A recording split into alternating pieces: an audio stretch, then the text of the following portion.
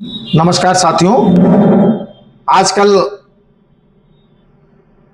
Faizabad bar association के अध्यक्ष सहित सभी अधिवक्ता नगर विधायक वेद प्रकाश गुप्ता और प्रभारी मंत्री सूर्य प्रताप शाही से काफी नाराज हैं। बताया जाता है कि कोई मल्टी लेवल बिल्डिंग बननी थी, इसमें अधिवक्ताओं को बैठने का और अधिवक्ताओं के सुरक्षित वकालत करने के लिए वो भवन बनता और करीब उसका 76 करोड़ रुपए लागत थी। उसके धन आने में प्रभारी मंत्री और विधायक ने अड़ंगेबाजी कर वापस करा दिया या उसे पास नहीं होने दिया। अधिवक्ता संघ के अध्यक्ष पंडित कालिका मिश्रा ने कल प्रेस को जानकारी दी है कि उनके जांच में यह पता चला है कि अधिवक्ताओं से जुड़ी वादकारियों के हितार्थ जो ये भवन बनना था, जो ये मल्टी लेवल अधिवक्ताओं के बैठने का भवन बनना था, उसको शासन में अड़ंगेबाजी करके विधायक और प्रभारी मंत्री ने रुकवा दिया है। अब ये इसकी खबर आने के बाद से अधिवक्ता संघ में काफी नाराजगी है। यहां तक कि अधिवक्ता संघ में यह चर्चा हुई है कि विधायक को तहसील परिसर यानी कचहरी परिसर में नहीं घुसने दिया जाएगा और 2-3 दिन बाद विधायक और प्रभारी मंत्री का पुतला भी अधिवक्ता संघ फूकेगा। अधिवक्ता संघ नाराज क्यों ना हो? अधिवक्ताओं को क्या मिलता है? दिन भर अधिवक्ता दूसरों की समस्याओं से ही जूझता रहता है, उसे अपनी किसी समस्या का ध्यान नहीं रहता है। अधिवक्ता सदैव दूसरों के लिए जीवित रहता है। अधिवक्ता अगर किसी के निशाने पर आता है तो वो किसी दूसरी की मदद करने के बाद ही निशाने पर आता है। अधिवक्ता अपनी जान को हथेली पर लेकर के अपने मुवक्किल को हर संभव मदद करता है। मुकदमा दर्ज कराने से लेकर मुकदमा लड़ने से लेकर के मुकदमे में विजय बनाने तक लेकर के उसके साथ संघर्ष करता है। तो क्या अधिवक्ता संघ को बैठने के लिए कितने अधिवक्ता, कम से कम 3000 के आसपास फैजाबाद बार एसोसिएशन में अधिवक्ता हैं। अगर अधिवक्ता चैम्बर बन जाता, अयोध्या में बहुत विकास हो रहे हैं, अयोध्या में बहुत विकास हो रहे हैं, तो क्या उससे कुछ नुकसान हो जाता? या अधिवक्ता उसको अपने घर ले जाते, अपना निजी जागीर बना लेते? सरकार की चीज है, विधि मंत्रालय की रहेगा, बार का रहेगा। क्या अधिवक्ता ही बैठेगा उसमें? वादकारी भी तो इसी जिले के होंगे, इसी शहर के होंगे।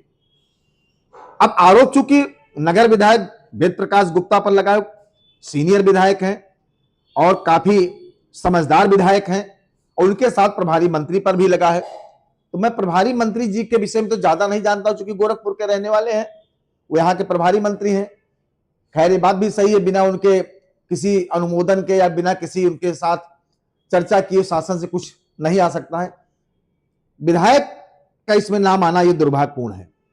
विधायक जी तो स्वयं काम कर रहे हैं, विकास के लिए काम ला रहे हैं, सबके काम ला रहे हैं। हमारी उनसे बात हुई, उन्होंने कहा कि मुझे इसमें जबरदस्ती मेरा नाम आ रहा है, मैंने इसमें कुछ नहीं किया, मैं अधिवक्ताओं से अलग नहीं हो सकता हूं। जो कुछ हो, अगर विधायक जी के इसमें कहीं कोई रोल नहीं है, अधिवक्ता आक्रोशित हैं, पूरा अधिवक्ता संघ नाराज है, तो विधायक को सामने आकर के इस बात को बताना चाहिए और अध्यक्ष सहित उन पदाधिकारियों के साथ या सीनियर अधिवक्ताओं के साथ, बिल्डर कमेटी के साथ बैठकर ये गलतफहमी को दूर करना चाहिए। माननीय विधायक जी सहज भी हैं, सरल भी हैं। अधिवक्ता भी बहुत सहज और सरल होता है, लेकिन वो कठोर तब होता है जब उसके वादकारी के ने उसके मुवक्किल के खिलाफ कोई अगर अनर्गल कार्य होता है। अभी ये बात सार्वजनिक हो गई है और अभी अध्यक्ष जी ने 2-3 दिन का समय, नहीं सोमवार तक का समय भी दिया है। ऐसे में अधिवक्ता संघ और विधायक के बीच जो गलतफहमी हो या जो कमियां हो, उसे दूर करने के लिए विधायक जी को ही पहल करना चाहिए। विधायक जनता द्वारा चुना जाता है, विधायक जनता का प्रतिनिधि होता है, अधिवक्ता भी जनता का ही प्रतिनिधि होता है।